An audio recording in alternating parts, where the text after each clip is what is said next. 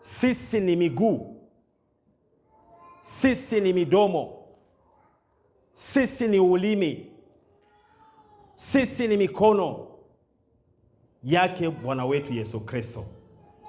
Amen. Kwa hiyo hapa tunakuja ni kujifunza. Tunapokuja kanisani, tunakuja ni darasani. Tunakuja kujifunza yale ambayo tutakayotoka nayo hapa, twende tukawafikirie wengine ambao wasiomjua Mungu wetu. Sasa shida ni nini? Shida ni kwa sababu muda mwingine huwa tunadharau. Si kusema kwamba kudharau katika Kiswahili kudharau. Hapana. Kudharau kwa masemo mengine ni kusema ya kwamba unasema ya kwamba hiki ningekifanya leo, lakini acha tu yakae hapa, nitayafanya hata kesho. Amen. Alafu kesho ikifika unasema nafikiri hata nikifanya hata siku ya kwanza hamna tatizo.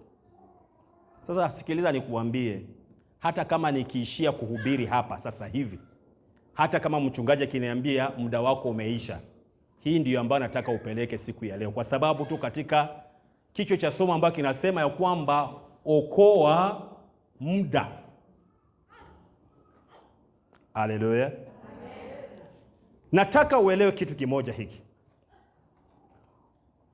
Nafikiri ya kwamba kila mtu iko na jino hapa ama meno, kwa sababu nikisema jino labda tutasema sisi watu wazima tunapaswa kuwa tuko na meno, kwa sababu ni mengi mdomoni. Kitu ambacho usipofanyia kazi leo, muda huu, sikiliza, kwa sababu nakaribia kumaliza. Kitu ambacho usipokifanyizia kazi leo, muda huu, kesho kitakutatiza vikali sana.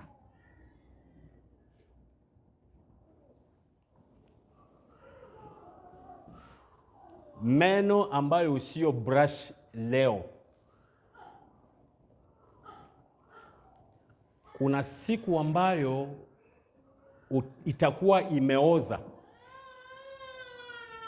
Kwa kuitoa itakugharimu, na sio kugharimu tu, na kuna vyakula vingine ambavyo unavyovipenda hutawahi kuvikula tena.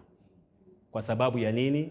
Kwa sababu ulidharau kufanya kile ambacho ungepaswa kufanya leo.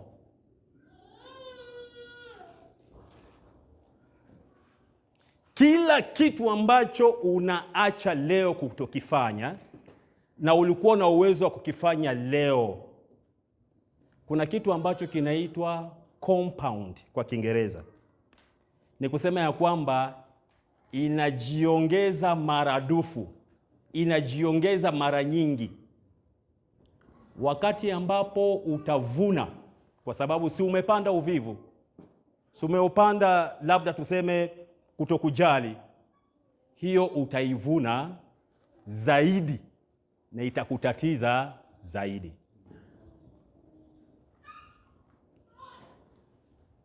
Bwana Yesu asifiwe.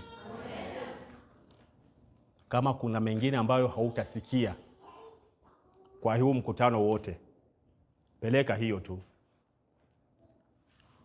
Wakristo tunapenda mabadiliko, lakini hatupendi gharama ya mabadiliko. Hatupendi kukomboa muda.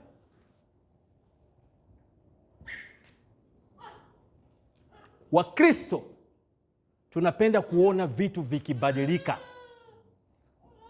Tunapenda tukuje Sunday ama Saturday tukute kanisa lote limejaa, watu wamefika.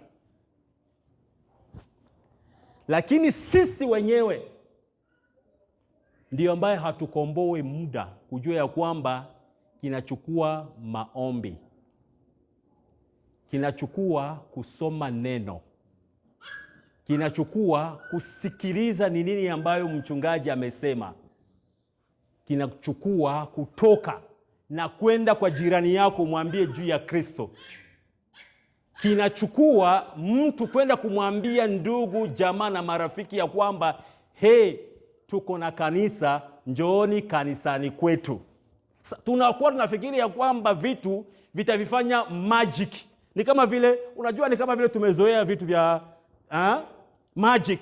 Yaani nikienda tu kutakuja watu 100 ambao nitakuta kwamba wamekuja. Wacha nikuambie kwamba kile ambacho usipokifanya leo kitakugharimu kesho, na jino litaoza, alafu itakuwa ni gharama kubwa.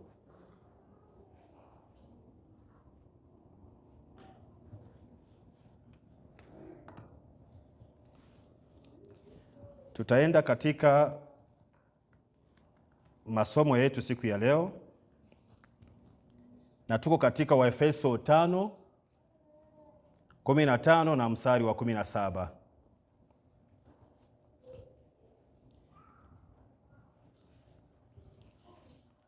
Tukimaliza hiyo, tutasoma nyingine shairi 3. Kama utaandika unaweza kuandika.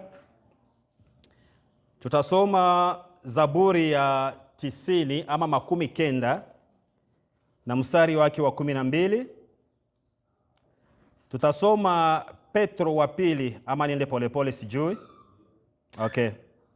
Zaburi ya 90 ama 90 ama Psalms 90.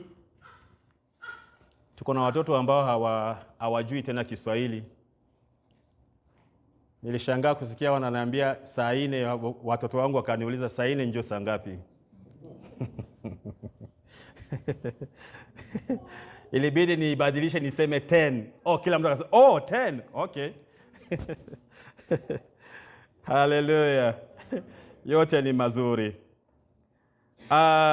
Petro wa pili sura yake ya 3 kuanzia mstari wa 8, unaweza enda 9 hadi 10 ukitaka.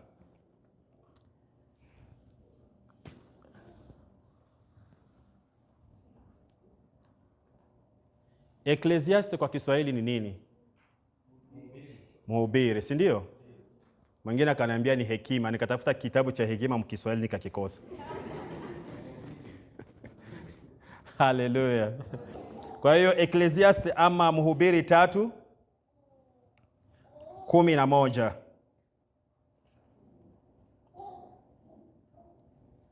Na kwa mwisho ni kuongeze bonus. Nitakupatia Mathayo 25 mstari wa 1 hadi 13.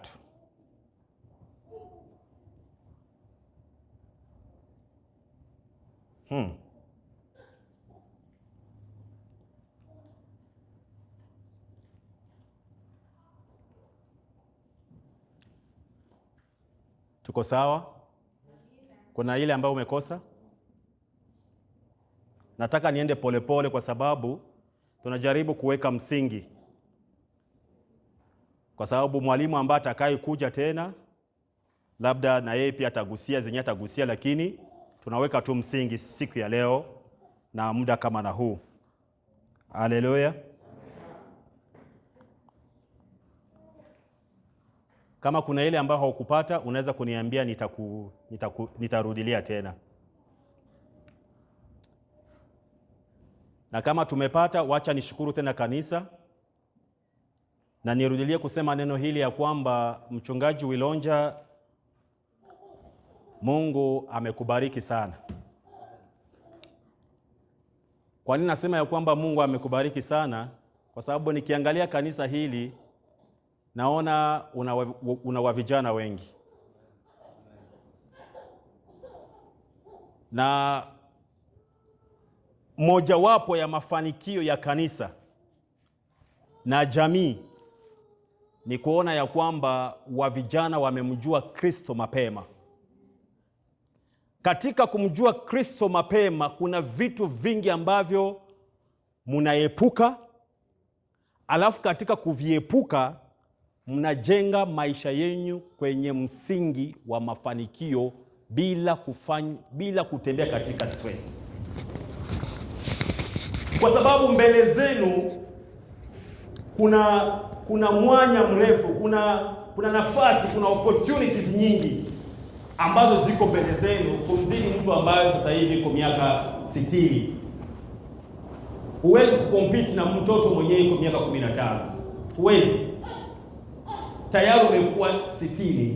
Kama Mungu akikupatia maisha akupe 100, ni kusema kwamba unabaki na 40. Lakini yule ambaye yuko na 15 sasa hivi ni kusema kwamba iko na ngapi? 85. Si ndio? Sasa kama wewe ukianza, nitakupeleka tu polepole, nitakupeleka kwenye pesa, kwa sababu pesa sisi wote tunazipenda, si ndio? Ndio. Pesa sisi wote tunazipenda, hata kama tunakuwa tunajifanya ni kama pia tuzipendi. Unajua Wakristo tuko waelevu sana. Ukileta mambo ya pesa, lakini unakuta kwamba hizo ndio zinatufanya tuende kanisani. Hizo ndio ambazo zinatufanya labda tunaanza kuongea. Hizo ndio unakuta kwamba mtu mwenye kuna miaka 15 akiwekeza $10 kila mwezi, na wewe mwenye uko na miaka 65 ukiwekeza $10, wakati mtafika miaka 100 utakuwa sawa sawa. Nani atakuwa amewekeza nyingi? Wa 15. Ndio maana nimesema kwamba wa vijana, nyinyi wa vijana muko na bahati kubwa, muko na baraka kubwa, muko na mafanikio makubwa mbele zenu, lakini msipotumia muda vizuri, msipokomboa muda, yale ambayo mababu zenu waliyapitia, na nyinyi mtayapitia hayo. Ndiyo maana ni kitu kikubwa sana kutambua kukomboa muda, na nashukuru ya kwamba neno hili limekuja kwa wakati sahihi. Wa vijana huwa wanashindwa kukomboa muda katika vitu hivi, wakati ambapo wanajiangalia sana. Wa vijana nyinyi ambao mmekuja Marekani, nyumbani walikuwa wanatuchapa viboko. Ukifanya kosa ni kiboko, ukishindwa kwenda mahali ambapo mama amekutuma ni kiboko, alafu baba yeye ni viwili. Tena unajua wanakupiga African slap.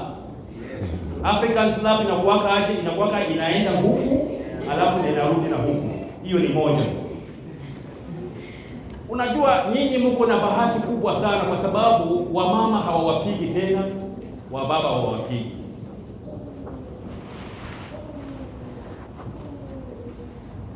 Msipotumia muda na kukomboa muda, ole kwenu, msiseme ya kwamba Majaliwa hajawahi kuambia. Kuna kitu ambacho kinasumbua watoto wa vijana, hasa nyinyi. Nitaongea kwa sababu ya nyinyi. Munapigania sana kueneza miaka 18. Hiyo ni vita ndani ya roho zenu. Karibuni nyinyi wote hapa sasa hivi mko napigania siku ya kueneza miaka 18. 18 imekuwa miaka 18. Akifika 17 anaanza jiuliza, mbona hii mwaka inakawia? Nini ambacho kinampeleka aeleze miaka 18? Ni kwa sababu kuna vitu ambavyo vya kidunia ambavyo wazazi wamewakataza kuvifanya. Wanasubiri waeleze miaka 18 alafu waseme ya kwamba kulingana na sheria ya Marekani ninaweza kufanya sasa kenye mimi nataka. Ni nini? Kunywa pombe, vuta sigara, kwenda club, kulala na wavijana hovyo, kwa sababu hakuna mtu ambaye atamwambia tena chochote kile. Wacha nikuambie, opportunity ambayo unapoteza leo katika miaka 18. Si unasema ya kwamba uko unavunja mfupa ungali na meno. Wacha nikuambie kwamba sio kila mfupa ambao unavunja ndio inakuachiaka meno ndani ya kinywa. Kuna mifupa zingine ni mfupa kweli. Kuna ingine mifupa ni mfupa, yaani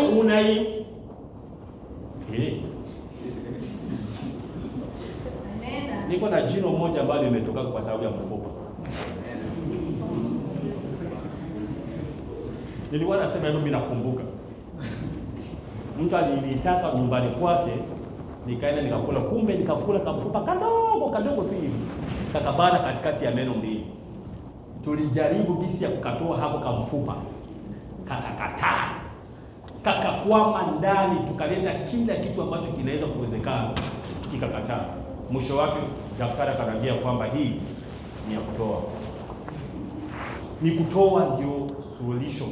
Kuna mifupa ingine ambayo mtakayosema kwamba mtavunja, kumbe itawavunja. Unajua hii Waefeso 5 ni ushauri wa Paulo, na mimi kunapana ushauri wangu. Nini ambayo niko nasema? Katika umri wako mdogo uwe mtu mwenye hekima, usiwe mpumbavu. Na ndio Waefeso 5 inasema. Inafundisha kwa sababu ya upumbavu pamoja na nini? Na hekima. Tumia muda, komboa muda. Nikupatie nyingine mfano nikimalizia, kwa sababu nataka kurudi sasa kwenye msingi wangu. Matajiri wote Marekani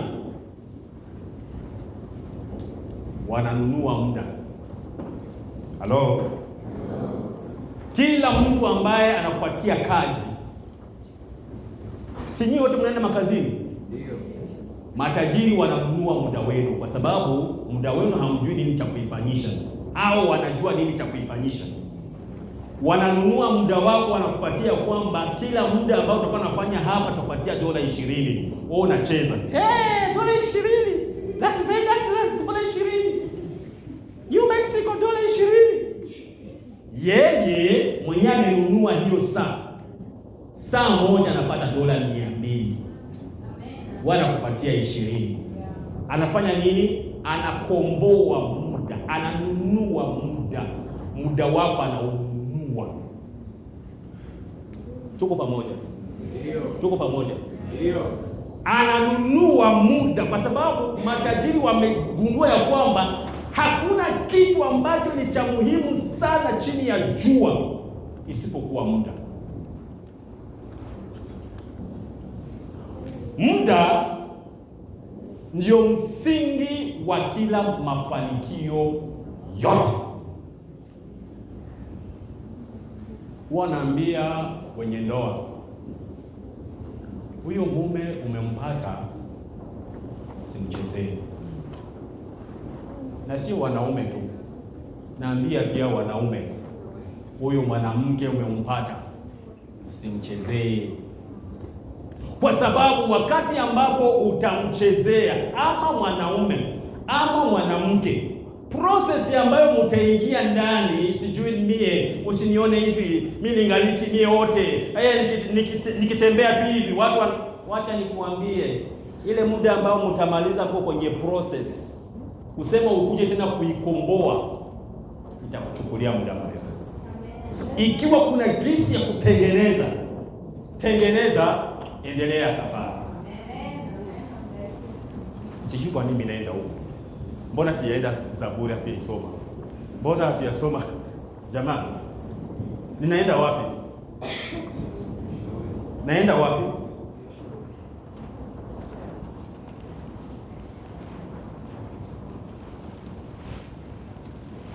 Komboweni muda, kwa sababu muda ambao uko ndani ni muda wa uovu. Siku ambazo tuko ndani ni siku za uovu.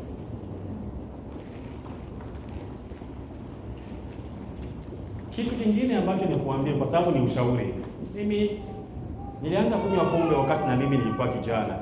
Kwa vijana wenzangu, acha niwasogelee huko. Naona wazee kama wako wananiangalia hivyo, wananiangalia jicho la huko. Acha niende kwa vijana wenzangu. Kwa vijana wenzangu, mpo? Tupo. Mpo? Tupo. Nikasema wacha na mie nivunje kumfupa. Sema vunja kumfupa. Wakati ugana lilo. Ni lino ama ni jino? Jino. Na mimi nikasema ya kwamba sina mimi nikakunywa kwanza tukabia. Na mimi nilikuwa najipendeza kwanza. Sasa nikaanza sema na kavere kamoya. Ka glass kamoya. Nikasikia kale ka glass ni kama vile akafiki. Nikasema siku mbili utakuwa sawa. Unajua kwenye chupa ya bia kuna mbili na nusu. Baadaye nikasema lakini huko bunusu sasa mimi nakuachana. Kama mimi nakunywa buwili kuna wakia kanusu, sasa nusu mimi niachana. Sina kanusu tu nijiongeze. Sema chupa moja hiyo.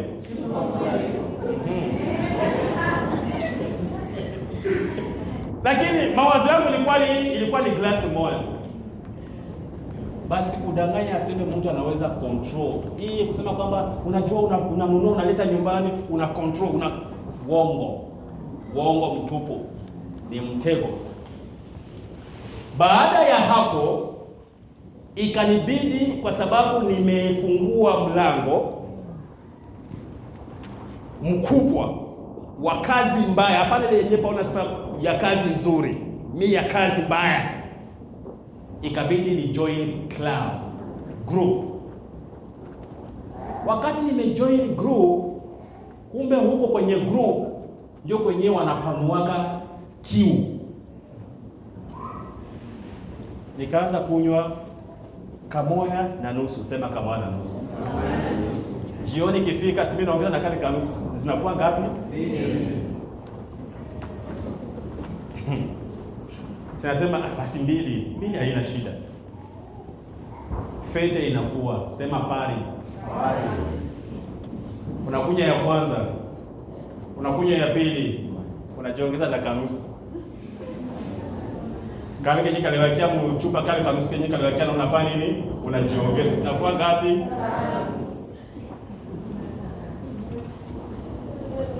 Maisha yakafika wakati ambapo mwili wangu ukaanza kuwa dependent. Ukaanza, yani huwezi kuishi tena bila ule kuchupa mwili katatu alafu na kanusu alafu nakuja kujiongeza. Zina ngapi mama? Upige makofi. Alisikia kwenye mimi naenda. Haleluya.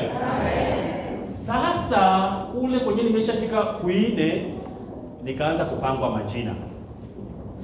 Naitwa Maua. Sema Maua. Ushaona mwanaume anageuka Maua? Mwanamke tu anageuka Maua. Lakini ukisikia mwanamke anaanza kuita Maua, ujue ya kwamba manako unakamata hapo mfuko hapa una mwanga. Sema kimwanga. Lakini nasahau ya kwamba kenye unatoa usipokiingiza hivyo kimeenda imekuwa potea. Kumbuka ya kwamba kila pesa ambayo unapata inakuwa ni jasho ambayo umetoa, muda ambao umeuza, ukauza na uzima wako, alafu unamwanga bila mpangilio. Mwambie jirani yako, komboa muda. Usiwe mjinga, bali kuwa na hekima kama vile Kristo ana hekima.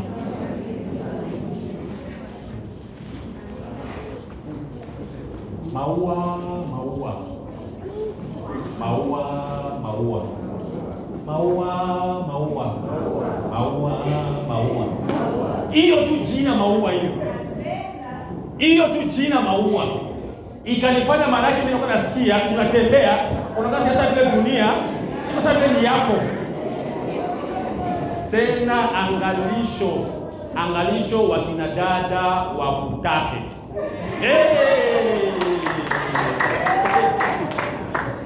Afadhali kijana kutape.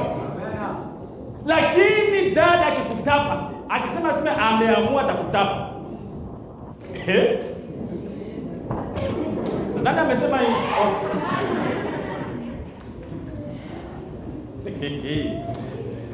hiyo imeenda.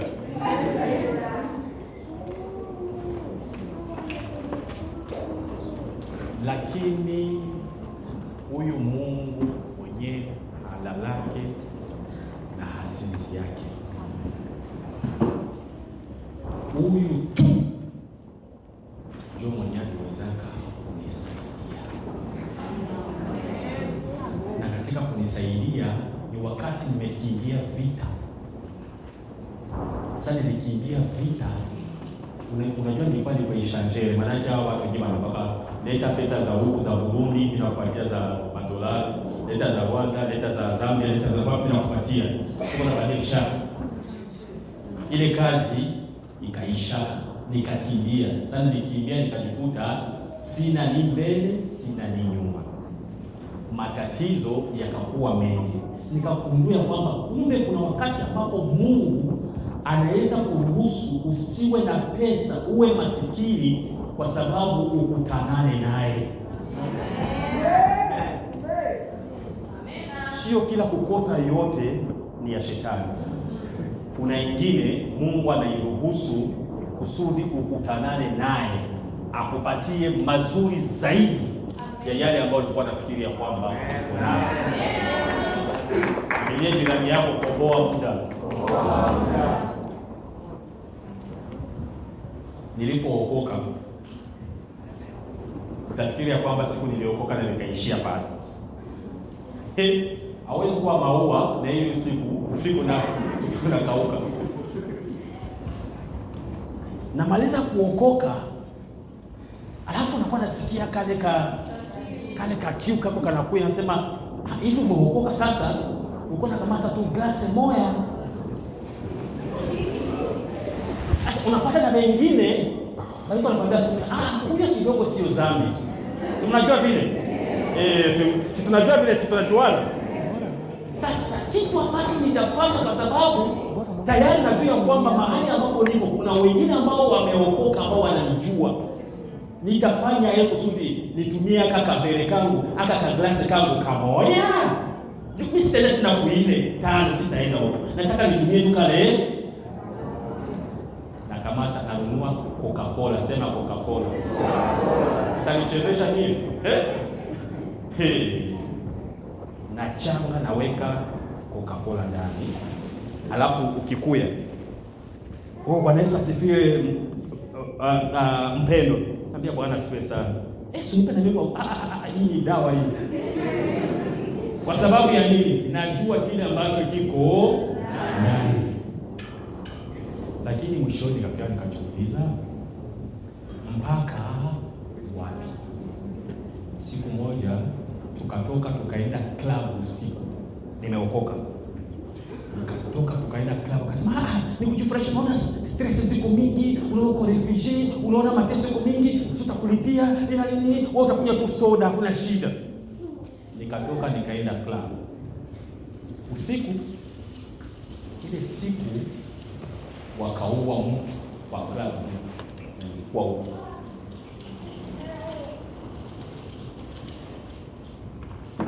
Akili ya Kristo. Unajua Biblia inasema kwa tuko na akili ya Kristo. Akili ya Kristo ikanirudia, ikaniuliza swali hivi: kama ingekuwa ni wengi ambao wamepiga masasi mklab na watu wote wanajua kwamba wewe umeokoka, kweli maiti yako wataisemea hapo nini? Kwa sababu hakuna mtu ambaye anajua kwamba kama ulikuwa unakunywa soda ama ulikuwa unakunywa bia. Lakini kitu mmoja wanajua kwamba wewe umeokoka. Nini imekupeleka mklab? Nikasema mjinga hapa atapoteza tena nyingine siku, lakini mwerevu atakomboa muda. Wacha nikomboe muda. Nikasema ondoka katika jina la Yesu.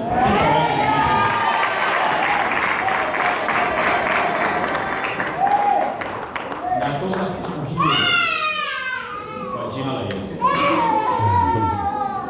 Natoka siku hiyo mimi na pombe. Sijui ai ndio ilishaka mumie. Siwezi kuambia kwamba kuna strategy ambayo nilifanya ile sitakudanganya. Nikasikia tu ndani mwangu ile kuchukia harufu ya pombe. Nikasikia tu ikakuja tu, ni kama vile sijui. Nasikia tu mtu ambaye harufu ya pombe nasikia sana nataka kutapika.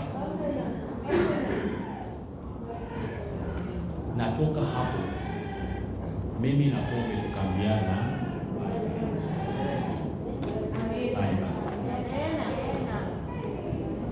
na mpaka jinsi niliingia katika hali ya utumishi, hivyo sikurudi tena. Ushatusomea ile Zaburi ya 19?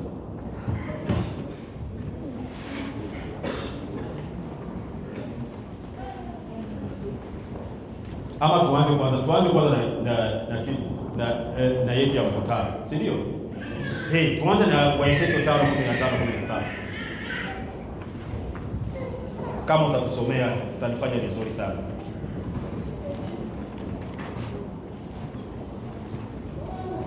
Tunasoma Waefeso 5:15-17. Na mwingine akitayarisha Zaburi ya 19 na mstari wa 12. Basi angalieni sana jinsi mnavyoenenda. Angalieni sana jinsi mnavyotembea, jinsi mnavyoenenda, jinsi mnavyowaza, jinsi mnavyosema, jinsi mnavyokula, jinsi mnavyofanya vitu vya kawaida siku kwa siku. Si kama watu wasio na hekima, bali kama watu wenye hekima. Si kama watu ambao wasiokuwa na hekima. Mtu ambaye sio na hekima anaitwa ni mpumbavu. Kwa Biblia, sio mimi ndiye hapa nasema. Bali kama mtu ambaye iko na hekima. Maana yake nini? Maana yake yale ambayo unayajua unayatendea kazi. Unapoyafanyia kazi, hiyo inageuka kuwa hekima. So usijue tu kitu alafu unyamanzie hapo. Tukisema nenda ukahubiri Injili, usiseme ya kwamba ninajua ya kwamba tumetumwa kwenda kuhubiri Injili. Hapo hujakuwa mwenye hekima. Hapo umekuwa informed, umekuwa mtu ambaye uko na maarifa, lakini hujakuwa mtu ambaye uko na hekima. Mtu ambaye uko na hekima anapata kufafanuliwa vizuri, alafu anajitayarisha, anaelewa nini ambacho atakachokifanya, alafu anachukua hatua moja mbili, anaenda kwa mtu anamwambia kwamba Yesu anakupenda. Hiyo ndio hekima. 16 anasema komboa wakati, kwa maana nyakati hizi ni za uovu. Komboa, Biblia inasema komboa. Kukomboa ni kununua. Halo. Kukomboa ni kununua. Ni sawa vile wanawake siku hizi wananunua makeup kuongeza kusuri waonekane kwa warembo zaidi, si ndio? Wananunua makeup kama ilibali bibi yako na jambo what? Kwa jina la Yesu. Haleluya. Haleluya. Hilo ndio kukomboa, yani alitia makeup mpaka na unasema mama kiumbe baba.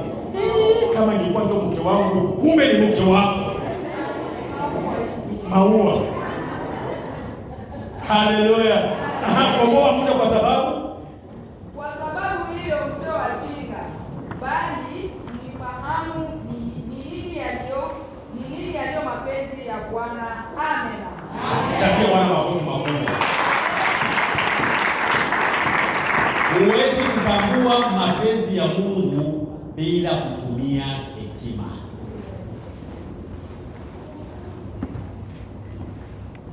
Halo. Mara nyingi kanisa zetu huwa tunafundisha watu ya kwamba mtu akiwa maskini aseme hiyo ni mapenzi ya Mungu.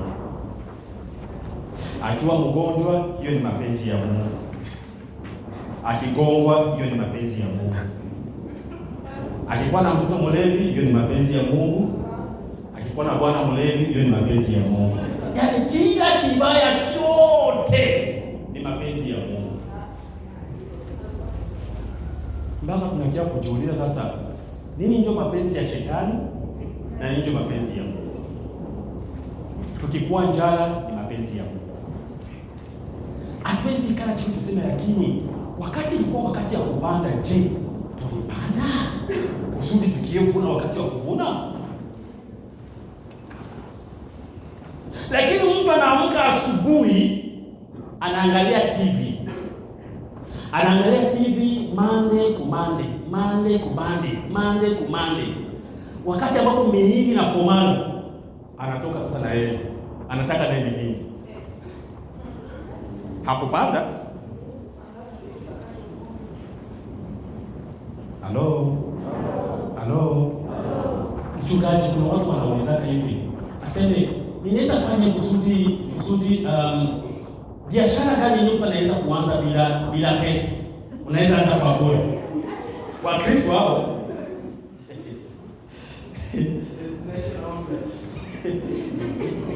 ni biashara gani mtu anaweza anza bila pesa, bila mwanzo? Ni njoo watu yuko na research. Naambia hii muda ambao kuna watu na research vitu ambavyo iko haliwezi kuwezekana. Kwa nini usiende kampuni kwenye wamepatia hata $10 uanzie kwanza hapo, alafu upate capital hapo, ndio ambapo uanzie. Tuseme ya kwamba umeanza na mtaji mdogo, lakini Mungu akakubariki. Tazama leo umekuwa katika wamilionia. Halo. Halo. Ni bomoa, ni si bomoa? Sikiliza. Wangapi wanatoa 1/10? Usinyoshe mkono kwa sababu utasema nataka kwa roho yako. Usijali, si ndio? Bado tungali marafiki. Mtu yeyote ambaye anatoa 1/10 kanisani angepaswa kubarikiwa sana. Biblia inasema ya kwamba anafungua madirisha ya mbingu. Hizo ni principle. Unajua, tunapeleka utu wa Yesu, mara nyingine tunasahau kanuni za Yesu. Hivi ndivyo ambavyo Bwana anasema. Ikiwa wewe ni mwaminifu katoa 1/10, nataka nikuongezeka kitu kadogo ambao katakusaidia. Usikuwa nauliza 1/10 yako inaenda wapi ama inafanya nini. Wacha nikufundishe 90 ambazo zinabaki. Focus kwa hizi ambazo zimebaki. Nimetoa 1/10 nikupatia Mungu. Hizi 90 sasa nizifanyishe nini? Badala ya kurudi kwenye mbegu ambayo umepanda, uanze kuigusa umeitoa. So udongo ambao wameifunikia nayo ukishaitoa itakomaa? Haiwezi kukomaa. Ukishamaliza kumpatia Mungu 1/10, kama ulitoa $100, sikiliza, na nataka ufanye hivi. Kama ulitoa $100, kabla haujaanza kufanya matumizi yote, kama hata ingine $100 na wewe tuwekee kwenye account. Sema najiwekea kwenye account. Usipatie Mungu wakati ambapo hauwezi kujipatia. Najua hiyo wengi watakwambia, wacha nikwambie. Na kama unanichukia, unichukie, bora nimeshafika na nimeshasema na niko narudia kwako. Ukifanya nini? Ukitoa 1/10, ukimaliza, kabla haujaanza kuanza, unajua mara nyingi kwa nyumba, mwenye nyumba, acha nikwambie, kabla haujaanza kuanza hiyo, kamata ingine. Kama unatoa 100, kamata ingine 100. Unajua mara nyingi tunatumikisha kwa checking, ndio wanakufundisha. Kamata ile ingine 100, uende na wewe uitupe kule, ukasave, useme na mimi najiwekea aka. Bora nimeisha wapatia Mungu ya kwake. Uone jinsi Mungu atafungua madirisha ya mbinguni. So tunakuwa tunachunga Mungu afungule madirisha ya mbinguni bila system. Hello. Hizi zinabakia, unaweza kubebisha unaweza kununua manguo, na unanunua nyama ya asili siku akiakula ni nyama ya pusi. Unaenda kununua nyama ya pusi. Ni ngapi? $300. Mbele unafanya vyovyote, fanya nini? Wekeza kwanza kitu kidogo. Alafu zile zinabaki tumia, fanya matumizi.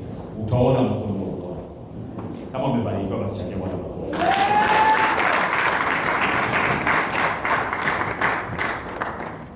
Zaburi ya 19. Si umekuja kwenye conference? Amen.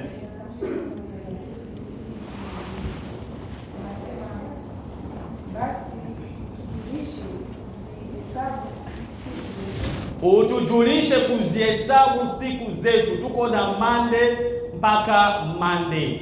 Tuko na saa 24 na kila mtu mwenyewe yuko hapa. Mungu hauwezi sema kama Mungu hayaweza kukubarikia. Iko kumtukana Mungu. Wasema sile Mungu mimi ananioneleaka. Mimi Mungu haya anaweza nibariki. Wewe na mimi walitupatia masaa 20 na wakatupatia Monday mpaka Sunday. Biblia inasema hapa ya kwamba tufanye nini mama? Soma tena mpya. Basi utujulishe kuzihesabu siku zetu. Si ndio? Sitamaliza. Ni nini unafanya katika siku? Itaamua ni nini ambacho utakachokuwa kesho. Hauhitaji kufanya plani ya mwaka mzima. Utaweza, stress zitakuwa bure. Ambia Bwana, nisaidie siku ya leo nimeamka. Ile unaamka unaweka mguu wa kwanza chini, natoka kitanda. Anzia pale maombi. Mwambie Zaburi ya 90:12 nasema kwamba unifunze kuhesabu siku zangu. Bwana, mimi siku ya leo ni siku ya kwanza. Watu wote wanasema kwamba it's Monday. Ni siku yenyewe ni siku ya uvivu. Mimi najua kwamba siku zote umezitengeneza ziko njema. Bwana, ni nini baraka yangu ya siku ya leo? Niko na kuanzia saa 1 mpaka saa 1 kesho. Mpango wangu uko wapi? Ikaa chini, panga nini ambacho utakachokifanya siku hiyo. Tuachane na hii mambo ya kutia kwa kichwa. Hii kwa kichwa tuwaachie wa mama ambao si mimi jamani nasema, wewe unasema. Nimesema tu wewe umemalizia. Si ndio? Hakuna mzee umbaida wewe. Hapana mama. Ya. Bali ungali kijana wa Yesu. Weka, andika chini nini ambayo nitakaifanya. Anza naamka saa 1. Kuanzia saa 1 mpaka saa 6 nitafanya nini? Si ndio katikati ya siku ile? Nini ambayo nitafanya? Andika 1, 2, 3. Jipatie lunch ya saa 1. Saa 6 mpaka saa 7, si ndio? Pumzika, refresh. Kama utafanya nini fanya? Jiulize, kuanzia saa 7 mpaka saa 12 nini kingine ambacho nitakachokifanya? Kuwa na mpango. Ukishajua ya kwamba siku ya leo utafanya vitu viwili, usifanye vitu vingi. Fanya vitu viwili, vitatu, ama hata kimoja. Lakini ujue kwamba hiki nimekifanya Monday. Sitakihamisha kukitia siku ya pili. Hiki ni jamani. Kama nitaomba Monday. Kama nitasoma neno nitasoma Monday. Kama nitasoma kitabu nitakisoma Monday. Kama nitaenda kazi nitaifanya Monday. Kama nitaenda na watu wangu nitaangalia Monday. Ile siku ambayo umeiweka, hesabu. Hakikisha ya kwamba umetengeneza hivyo. Na kama umeweka vitu viwili vitatu, ukafanya kimoja, Bwana sifiwe. Amen. Kile kingine ambacho umeshindwa kukifanya, jiulize, kwa nini sikukifanya hiki? Alafu ukihamishe kwenye siku ya pili, lakini ujue kwamba utaamka saa mapema. Kwa sababu umejipatia ile kazi ya kuamka mapema. Mama umeshamaliza hiyo. Tukuchapie tu makofi sasa.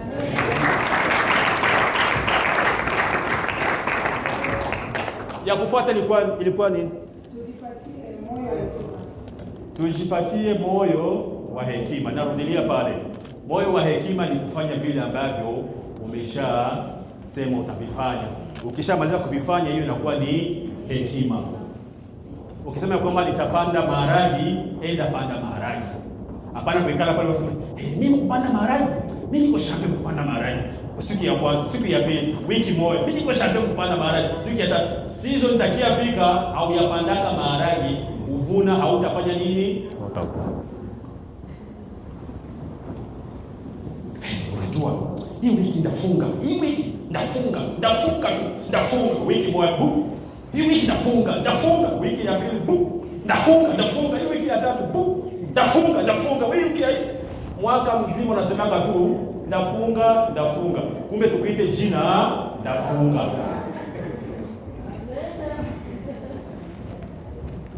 Petro wa pili Haraka haraka ndio maana nilizipanda kusudi kila mtu akwe anajua kitu tunaenda.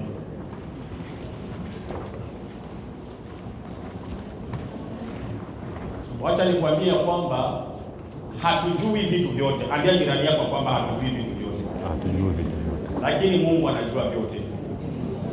Mwanzo hadi mwisho. Amen.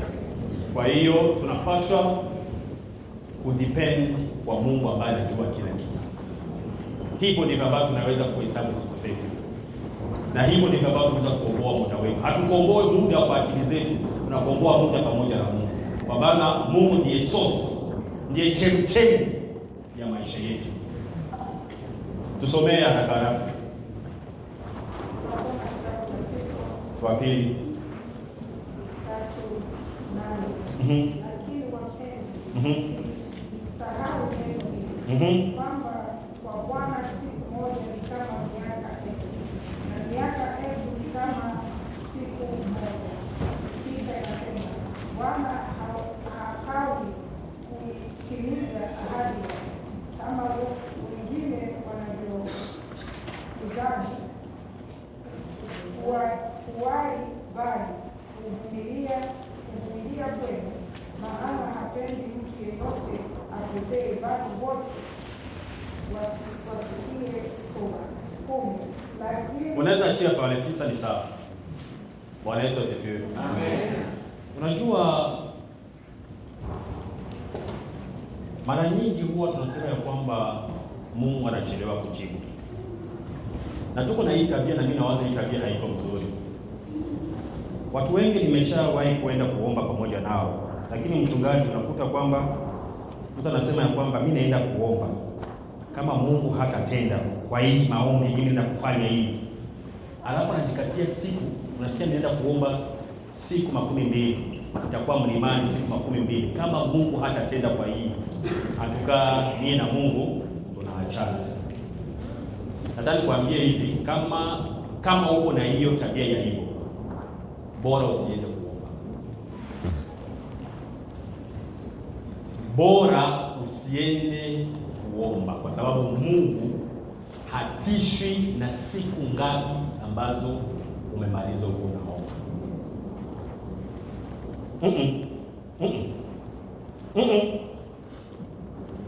Mungu afanye nini?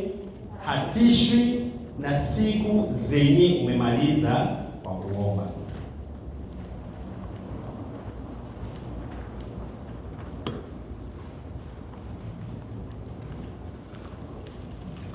Wanyenyekevu wa Bwana wanaenda mbele za Bwana, wanasema ya kwamba wewe tu ndiye ambaye unajua, ewe Bwana, mimi sijui. Mimi ni chombo chako, mimi ni mwana wako, na ninakuja mbele za Baba kuomba mkate. Kwa sababu ya nini? Kalenda ambayo wewe uko unaitumikisha haiko ndio kalenda ya Mungu. Hata kalenda ya Afrika sio ndio kalenda ya Marekani. Saa hii Afrika wako siku gani? Wako Sunday. Sinafikiri siku hajakuwa saa 6. Kuna waki kidogo tayari hao wameshakuwa Sunday. Sisi bado tungali Saturday. Hii haiwezi kutufundisha kitu.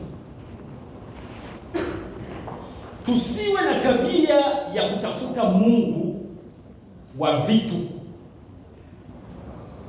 Tutafute Mungu, kwa maana ni Mungu ndiye chemchemi ya vitu vyetu vyote. Vyote ambavyo tunavyohitaji viko ndani ya Mungu. Kwa hiyo hatutafute Mungu kwa sababu ni ATM machine. Kwa hiyo tutakuwa tunaenda tunanyang'anya vitu. Tunampenda kwa sababu iko na vitu.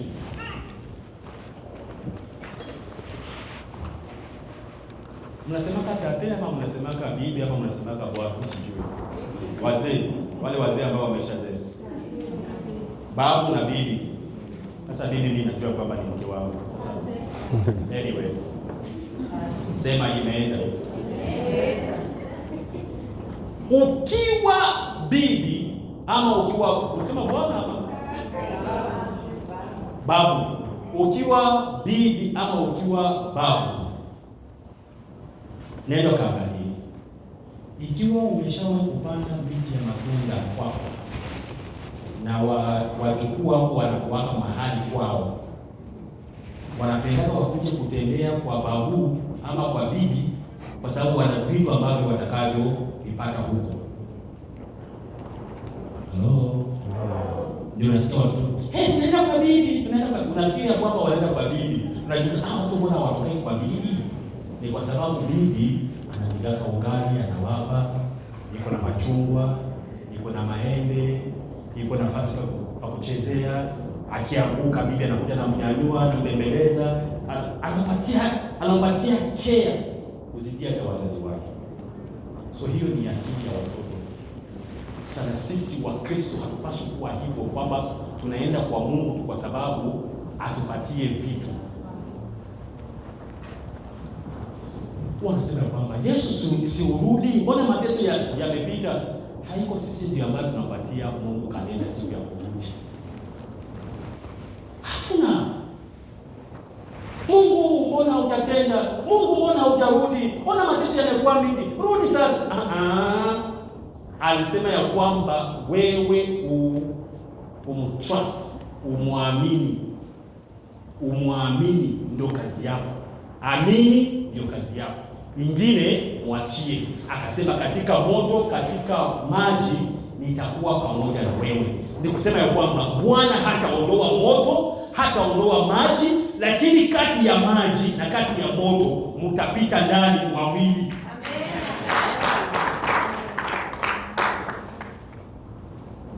Vingine vya kubaki mwachie Bwana, mwambie Bwana nipe nguvu, maana neema yako ni kubwa kuzidi bahari. Acha neema yako inifunike ili katika jangwa hii nipite ndani, kwa sababu najua kwamba napita ndani pamoja na wewe. Hata Musa akasema, usipoenda pamoja nami ewe Bwana, usipoenda pamoja nami, usipoenda pamoja na watu wako, sisi tunaenda wapi? Amen. Ukitembea na Mungu unakomboa muda, na usipotembea na Mungu unapoteza muda ambayo hautawahi kuniokoa tena. Hello. Kwa tunaambia wadada wadogo, unaweza kutia hapo kale ka tunakajua. Niangalie dada wadogo. Tunakajua kale. Tunakajua. Umekaona? Walk the walk. Lakini haiko hapa tu kwenye kanafanya mambo. Hello. Unaweza kuweka hapo kale ka Makeup. lakini tunakafanya hivi. Lakini haiko hapa ndio kwenye kanafanyaka. Dada, sisi unaweza kapiga kidogo, kapekwe kidogo. Unaona? Lakini haiko hapo ndio kenye kanafanyaka mambo, lakini kanasaidia kwenye mambo.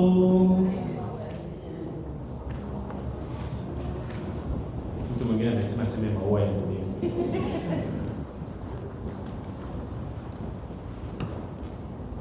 Ya kufuata Mhubiri.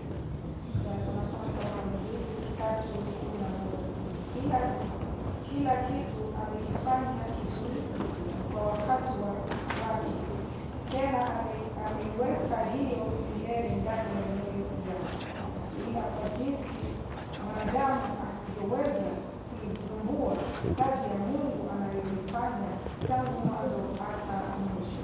Kazi anayoifanya tangu mwanzo hadi mwisho. Sikiliza nikwambie. Mkristo ambaye yuko hapa. Okay, acha niseme hivi. Kila mtu mwenye yuko hapa leo itakupatia jina 3 tu ndio ambazo utachagula ndani. Hizi jina zisikukwaze. Amen. Si nimewaambia mbele ya wakati. Usiseme ule mchungaji amesema hivi na ugani wangu sitakupatia. Ukiniima nenda kwa Pastor Wilonja, nimwambie Wilonja twende pamoja, kwa sababu wengi wanajua huko. Na kukula nitafanya nini? Nitakula tu. Gisi tuko hapa, uko mbuzi, sema mbuzi.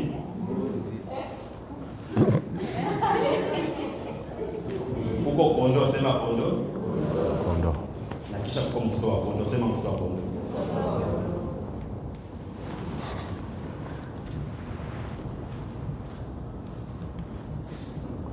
Sasa wacha nikwambie kondoo. Si wewe unamwita mchungaji? Mchungaji anachunga nini? Basi. Haiko wapuzi. So ikiwa wewe ni kondoo, kwanza kondoo ya Kristo, kwa sababu na yeye mchungaji na mimi na sisi tuko kondoo ya Kristo. Amen. Amen. Lakini ametupata tukiwa waaminifu, akatupatia huduma ya upatanishi.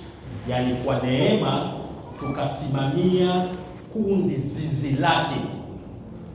Amen. Amen. Sasa wewe ambaye uko hapa kama uko kondoo, inamaanisha ya kwamba mbinguni haiko pageni kwako.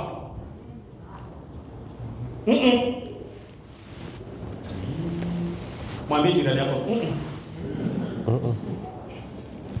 Biblia inasema hivi ya kwamba ulitoka mbinguni kwa sababu umechaguliwa kabla misingi ya dunia haijakuwepo. Ni kusema ya kwamba wewe haukutoka ndani ya tumbo ya mama yako, lakini ulipita ndani ya tumbo ya mama yako kukuja hapa chini ya jua.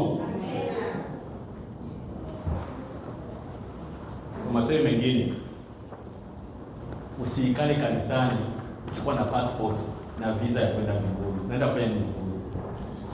Hello? Najua mnaanza kunichukia sasa. Waenda mbinguni sasa wanaanza kunichukia. Usikae kanisani na passport na visa ya kwenda wapi? Kwa sababu mbinguni si papia kwako. Ulishawahi kuwa mbinguni. Ulikuwa naikaa pamoja na Kristo mbinguni kabla haujakuja hapa duniani. Haiko mama yako ya kuzalaka, haiko baba ya kuzalaka. Wao ni vyombo ambavyo Mungu alivitumia kusudi upate mwili uzaliwe hapa chini ya jua. Kwa masemi mengine, mheshimu baba na mama yako, kwa sababu hao ni vyombo ambao pia Mungu aliwatumia kwa kukuweka hapa chini ya jua. Lakini mbingu haiko mahali papia. Marekani inaweza kuwa ilikuwa papia, lakini mbinguni haiko papia kwa. Hii mbali sasa ikula tena. Sasa sikiliza. Kuikala ndani ya kanisa ni kwa sababu Kristo yu ndani mwako. Wangapi ambao Kristo yu ndani mwako? Amen. Sasa ikiwa Kristo yuko ndani mwako, ni kusema mbingu ndio kwenye uko naenda. Hapa tena mama alikuwa sasa, mbona unatuchanganya? Sijakuchanganya bado. Nisikilize tu vizuri. Niko nakomboa muda. Ukiwa ndani ya Kristo, mbingu njoo kwenu. Hawezi kuwa na kwenu kwenye hauyakuwa. Kwetu ni Kongo kwa sababu nilikuwaka Kongo. So mimi niko Marekani, lakini kwetu ni wapi? Biblia inasema kwamba sisi ni mabalozi.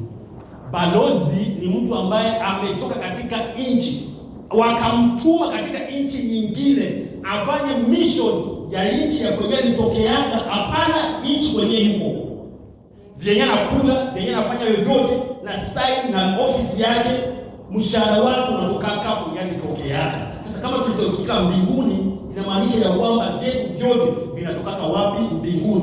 Ndio maana tukipata pesa, hata tukienda kazini wanatupa mshahara, tunaongea, tunapiga makofi, tunasema Mungu asante kwa kunipatia pesa. Lakini kwa ukweli Mungu haiko nyuma ya kupatia pesa. Kwa macho ya kibinadamu, bosi yako ndiye ambaye anakupatia pesa, lakini kwa sababu akili zako na mission yako na kila kitu chako chote ni cha mbinguni, unarudia unamwambia boss, wewe ndio ulituma hizi pesa kupitia bosi wako chini ya jua kusudi nizipate.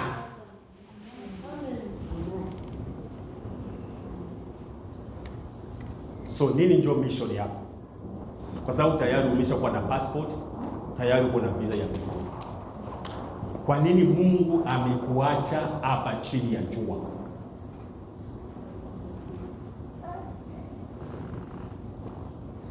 Kwa nini Mungu amekuruhusu uokoke alafu bado uko duniani?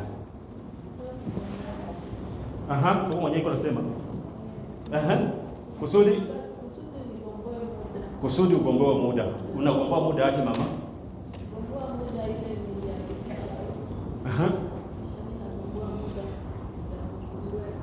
Ya kungoa safari. Good. Unaweza mchapia makofi. Mwingine, kwa nini Mungu hajakuchukua?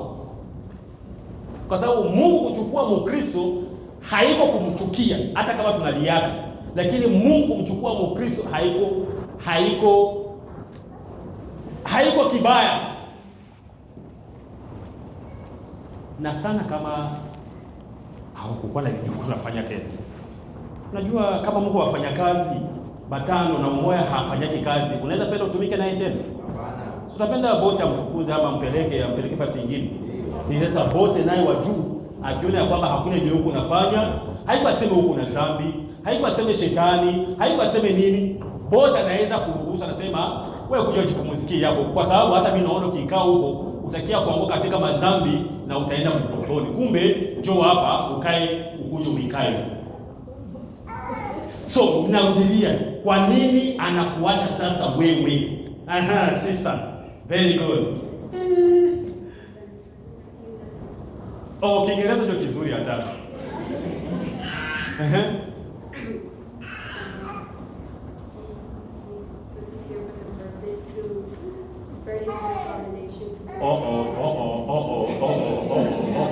Si makofi makubwa jameni.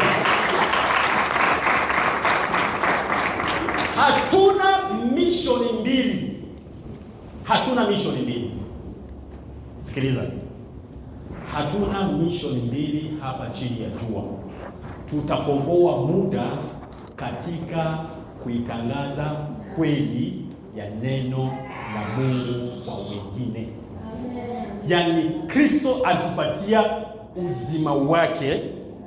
Baada ya kutupatia uzima wake atuambia hivi, kama jinsi nimetoa uzima wangu kwa ajili yenu, nanyi pia na watuma, nendeni mkatoa uzima wenu kwa ajili ya wengine. Lakini tuko wachoyo, tunapenda tu tuikaekae mwaimu before corners. Tuko nafanana tu hivi, sio kufanana tu hapa. Sio kwa sisi kwa sisi. Sisi tunajijua, mama fulani, mama baby na mama Clarice na mama na baba nani, ndio tuko na kufanana tu hapa. Lakini haiko ndio mission yote hiyo. Nilisema hivi mwanzo, kama tunakutanana kanisani tunakuja kujifunza jinsi ya kwenda nje. Sisi ni wavuvi wa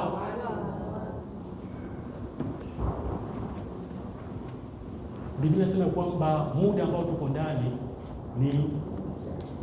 ni mchache, na tena ni wa maovu.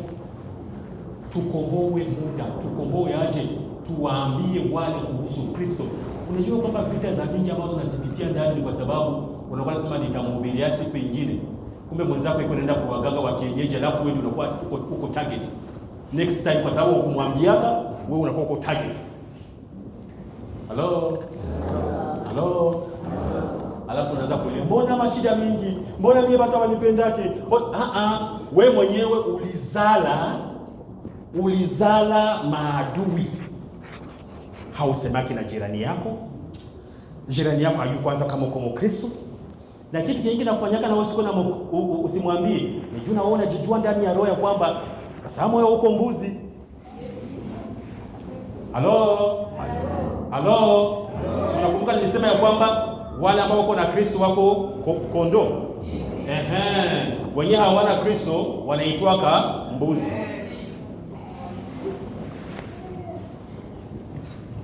Nini ambao utafanya? Komboa muda, achana na mabaya, achana na maovu. Wewe ni taa, na tena wewe ni chumvi ya ulimwengu. Wewe ni mwanga kwa kuangazia ulimwengu. Wewe ni chumvi kwa kuokoa maisha ya watu. unaenda kwa masomo, uko na marafiki, haujawahi kuambia kwamba wewe umeokoka. Unajua kwa sababu ya nini? Kwa sababu Sunday unakuwaka kondo, Monday ikifika unakuwa mbuzi. Hatujui sasa kama unakuwa kambuzi, mbuzi ng'ombe, mbuzi kondoo. Ikiwa utaamua kuwa mbuzi, kaa mbuzi. Ukiwa utaamua kuwa kondoo, kaa kondoo. Hata Biblia inasema ya kwamba na wanaojitakasa waendelee kufanya nini? Na watenda dhambi waendelee kufanya nini? Biblia iko simple. Biblia haikazi mtu. Biblia haikazi mtu, lakini hapana mashauri. Ikiwa utakaa katika utakaso, ingia katika utakaso. Ikiwa utaingia katika machafuko, ingia katika machafuko. Kieleweke. Lakini uko mkuu mmoja huko mwingine huku, unafanya kanisa la Bwana linatetetea. Ni kutetetea ama ni kutetea? Teketea. Unajua kwamba kosa ya mchungaji mmoja Mwafrika inaangukia wachungaji wote Marekani. Halo? Kosa ya mchungaji mmoja Marekani. Na saa moja na wewe huko umoja mwa wale ambao walisema siwezi nibakia kwa hii kanisa, hapa wachungaji nikakamatia miaka 2-3 bakaanza kutembelea tena kutembelea ndio kasema acha basi nipime hii kanisa na wewe niangalie, lakini wachungaji mimi wachungaji ilikuwa kosa ya mtu huyu. Wewe ukafanya nini? Ukaipatia watu yote. Na mimi mwenyewe ulikuwa haujui na ukaipatia. Lakini kwa jina la Yesu ile ikataa. Iko bakilia wewe mimi sikuwaka. Amen. Komboa muda. Uwe mwenye hekima. Kwa sababu siku naenda ni mbaya. Amen. Kwa hiyo Mungu alikuumba kukuwa wa milele. Unajua kama uko wa milele? Halo? Kama uko andika hivi. Mimi tia jina lako. Niko wa milele.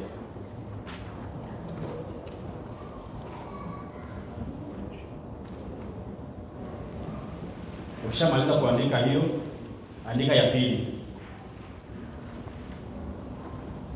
Mimi niko roho.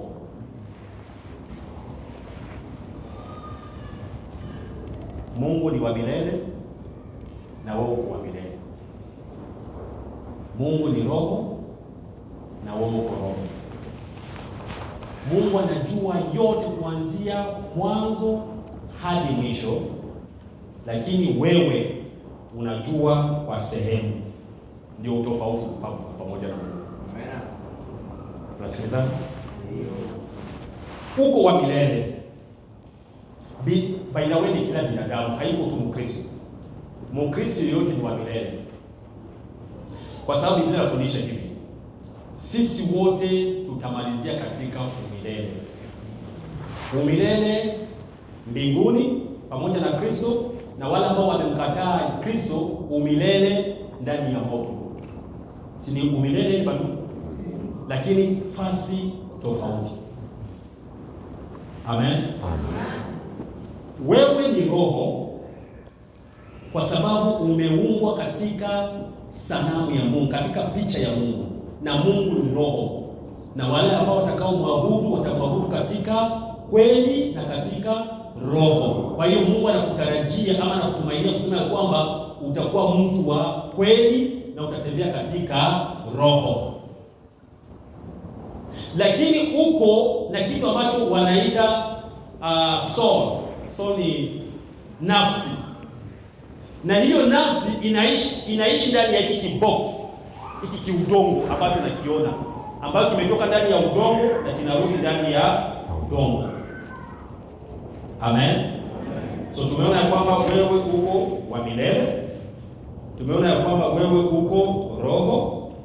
Lakini tukaona ya kwamba Mungu anajua mwanzo mpaka mwisho wa kila kitu, lakini wewe unajua kiasi.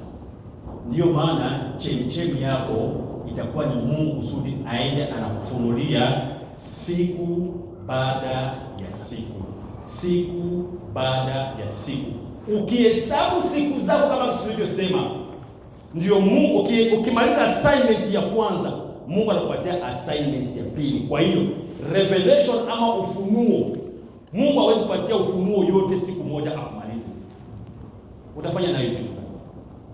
Anakufunulia kidogo kidogo kidogo kidogo. Jinsi unamaliza hii anakupa nyingine, unamaliza hii anakupa nyingine, unamaliza hii anakupa. Ndio maana katika habari za kiroho mtu unaweza kwenda kiwango cha juu ukijitoa katika maombi, kumuuliza Mungu, katika kusoma neno, kuelewa ukweli, katika kumtumikia Mungu. Mungu anaenda na kufunulia sehemu kwa sehemu, na hiyo ni mpango wa Mungu kusudi usijue yote.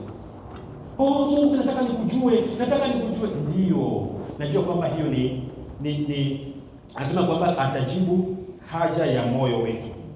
Haja ya moyo wa Mkristo, anatakaka ajue Mungu kuanzia mwanzo mpaka mwisho. Juu hakuna jua kwamba huyu Mungu hili niamini namjua sana, lakini Mungu ameordain ama amepanga hivyo ya kwamba usimjue yeye wote. Hiyo ni mpango wake, haiko madhaifu yako. Usijiue ya kwamba haujue Mungu zaidi, au unaona sasa mtu anaweza angalia na sasa wewe uko fulani wewe. Mwache ule manipatia ya kwako, wewe tafuta cha kwako. Hatuko sisi wote sawa sawa, na hii ni mpango wa Mungu. Mungu ndiye alifanyaka hivyo kusudi usijue kila kitu, kwa sababu hata wewe mwenyewe Yesu wako haujijue wewe wote. Unajijua wewe? Unajijua au ujijue? Watakutapa shule ya kwamba iko na akili. Ushaona akili? Ushaona akili? Sasa kama haujijue wewe pekee, nini kinakutesa kusema ya kwamba ujue Mungu mwanzo mpaka mwisho? Kile ambacho amekufunulia, enda na hicho. Shukuru Mungu kwa hiyo. Amen. Amen. Amen. Amen. Usipoteze muda, komboa muda. Hivyo ndivyo ambavyo utakavyokomboa muda. Kile ambacho amekupatia, sema asante Baba kwa sababu umejifunua kwangu, nimejua hapa. Alafu urudi kwenye maombi. Usishibe Mungu. Usiwahi kushiba Mungu. Halo. Ni vigumu usikia kwamba mtu asishibe Mungu, ijapokuwa tunasema kwamba tunapenda tukujue zaidi, tunapenda utufunulie Baba, utuvunje. Usiwahi kushiba Mungu. Mungu akakufunulia leo, usiseme kwamba mimi natosheka. Usitosheke. Rudia tena, mwambie Baba, asante kwa yale ambayo umeyafanya jana, lakini leo ni siku mpya. Nataka kukujua tena zaidi. Amen. Kwa sababu hawezi kujulikana yeye wote. Utaenda na mjua kidogo.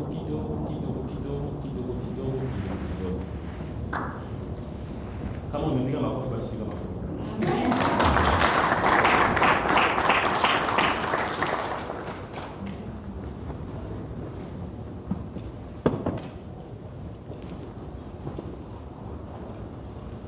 Biblia inasema ya kwamba Mungu ni mvumilivu kwako.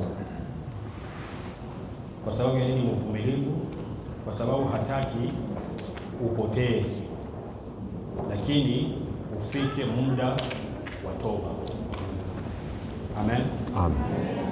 Hii inazungumzia kwa mtu ambaye nimezungumza mwana kondoo. Sikiliza sasa. Mwana kondoo ni Mkristo ambaye amemwamini Kristo, anamjua Kristo, anampenda Kristo, anamheshimu Kristo, lakini bado ana vitu ambavyo vinamwelemea.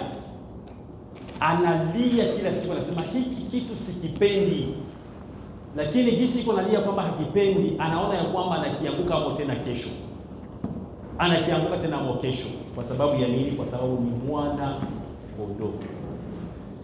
Iko na teseka, iko na struggle katika safari ya wokovu. Huyu haiko wa shetani, huyu haiko mbuzi, lakini ana struggle kama jinsi na wewe unaweza kuwa unaweza kuscroll, kwa sababu tunapookoka tunaokoka kitofauti. Kuna mtu ambaye anaokoka, unaona kwamba ameokoka kabisa na akabadilika moja kwa moja, na kuna yule ambaye inamchukulia muda. So Biblia inasema kwamba yeye ni mvumilivu, kwa sababu kibaya hakitaingia mbingu. So kwa hiyo anaruhusu njia zote ambazo zinaweza zikawe ipo na kutafuta wewe tu, kusudi ufikie muda wa toba. Uokovu ni majenzi. Wakati ambapo jiwe la mwisho litakapowekwa kwenye jengo, injili hii ambayo tuko naihubiri hutawahi kuisikia tena.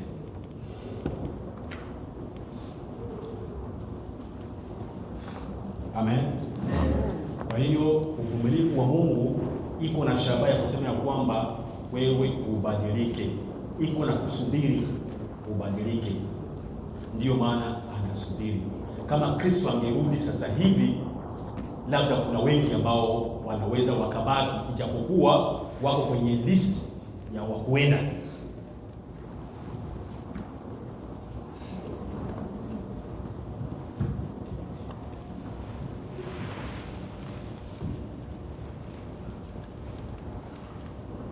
Ukomboe muda, sio? Muda wangu umefika wa kusudi ukomboe. Mchungaji, muda wangu umefika kusudi ukomboe. Tukomboe muda, si ndio?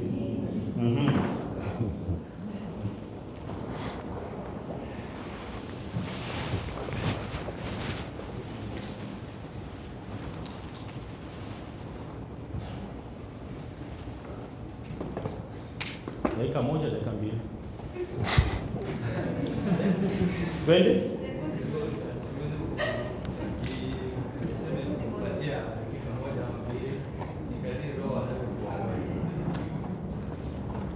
Ni hivyo ama sio hivyo?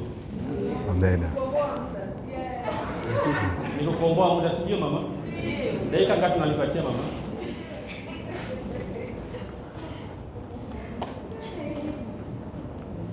Okay, wacha niseme hivi kwa ufupi sasa, si ndio?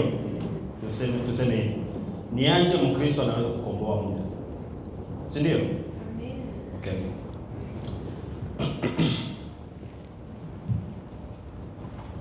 Nitarudia kusema ya kwamba Mkristo anapaswa kuamua ya kwamba kila siku atatenda mema, kwa sababu Biblia inasema ya kwamba Kristo mahali kote alipoenda alitenda mema kila siku. Kwa hiyo Mkristo kwa kukomboa muda anapaswa kuhakikisha kwamba siku yake atatenda mema katika siku hiyo. Ile mema ambayo unaifanya kidogo, ukiifanya kesho, unaifanya kesho yake, unaifanya kesho yake, itakuwa moja ya wewe. Amen. Amen. Hiyo ni ya kwanza, kwa sababu unapofanya mema unafanya ushuhuda wako unawaleta kwa Kristo, kwa maana wewe ni mwanga na tena wewe ni chumvi ya ulimwengu. Hiyo ni ya kwanza. Ya pili, Mkristo huwa anakumbuka kila siku ya kwamba muda ambayo anabaki nayo ni mfupi.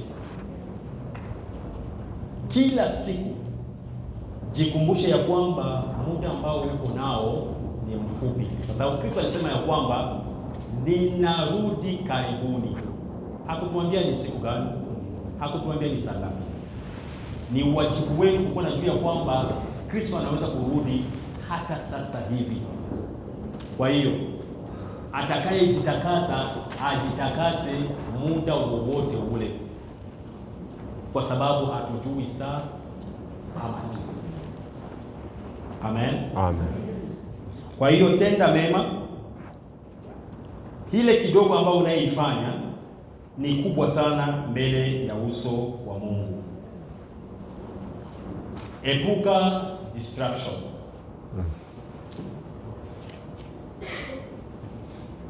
Distraction ndiyo ambayo imefanya Wakristo tunaanguka katika mitego ya ulimwengu huu.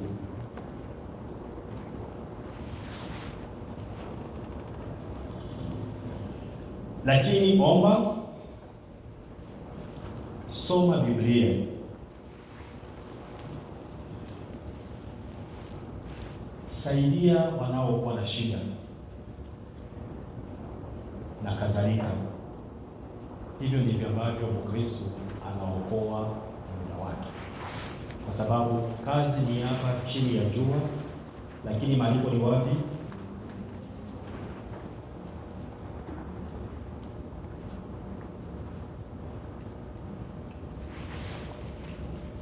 Waebrania 3:15 nasema hivi ya kwamba leo kama umesikia sauti yake, usifanye nini? Usiufanye moyo wako kuwa mgumu. Umeyasikia maneno ya Mungu, umesikia pia kazi ambayo uliyoipewa ya kuwatangazia watu habari njema. Hii sio kazi ya mchungaji peke yake. Hii ni kazi yetu sisi wote. Ikiwa umeokoka, ikiwa unampenda Kristo, kazi tunayo ya kutangaza injili kwa wengine. Je, kutoka siku ya leo kila mtu hapa ambaye yuko hapa yuko na kanisa lake? Wewe uko na kanisa, najua kwamba ni mwili yako, si ndio? Lakini uko na lingine kanisa. Unafanya kazi, unaenda shule. Okay, shule ni kanisa lako. Nani anaenda kazi?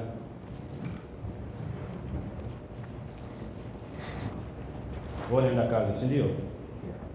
Kazini kule ni kanisa lako.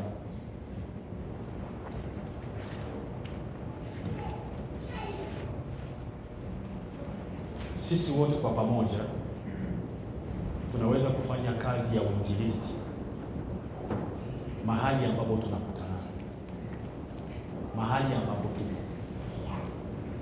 na halafu sisi wote tunakutana. Lakini ikiwa unatembea katika hali ambayo sio nzuri, rehema za Bwana pia zipo kwa kusaidia. Kwa sababu ya hiyo nitamwacha mchungaji, anaweza kutuongoza kama yeye mwenyewe ndiye anajua. Mimi nimemaliza, lakini nasikia kwamba kuna maombi ambao watakatifu wa Mungu wanahitaji, kwa sababu kukomboa muda si kitu chepesi.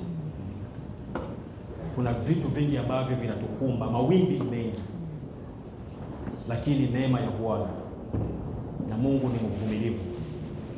Mungu anaweza kutusaidia, anaweza kutubadilisha, anaweza kutuongoza, anaweza kuturudisha tena kwenye njia mahali ambapo anapotaka yeye. Basi Mungu atubariki.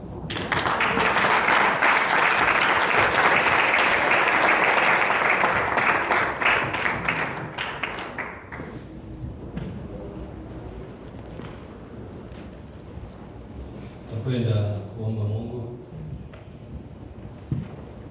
tumwambia Mungu wapi ulipopotezea wakati wako, muda wako, tupate kukomboa muda.